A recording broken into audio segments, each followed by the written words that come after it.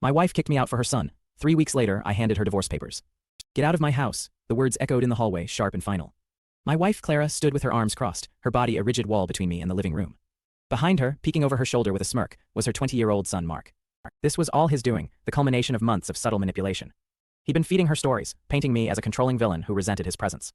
The final straw was a fabricated argument where he claimed I'd threatened to throw him onto the street. It was a lie, a blatant, ridiculous lie, but she bought every word. He is my son, she'd said, her voice dangerously low. You will not speak to him that way. I want you to leave. So I did. I packed a bag, the silence in the house only broken by Mark's feigned, sniffling sobs from the other room. I spent the next 3 weeks in a soul-crushing extended stay motel. The first week was pure rage, the second was a deep, gut-wrenching sadness. But the third week was clarity. My name was on the mortgage, the bills, the credit cards. I had a right to know what was happening. So I started looking. I logged into our joint accounts and a cold dread washed over me. Then, exactly 21 days after I'd been exiled, my phone buzzed. It was Clara, the text read, I think it's been long enough. Have you had time to reflect on your behavior? My fingers trembled with adrenaline, but my reply was simple. Yes, let's meet.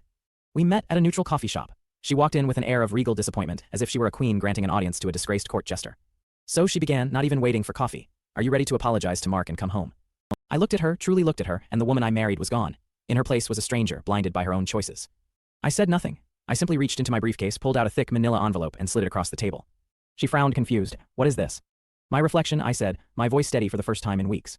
She opened the clasp and pulled out the first page. Her eyes widened as she read the words petition for dissolution of marriage. You're divorcing me, she stammered, the color draining from her face, over a simple argument, because you can't get along with my son.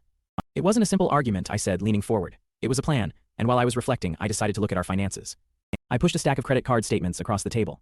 I reflected on the $700 charge for concert tickets the day after I left. Strange, since you hate crowds. I reflected on the brand new $2,000 gaming laptop that was delivered to our house last Tuesday. But my favorite reflection was digging up the old family iPad. It's still logged into Mark's social media, you know.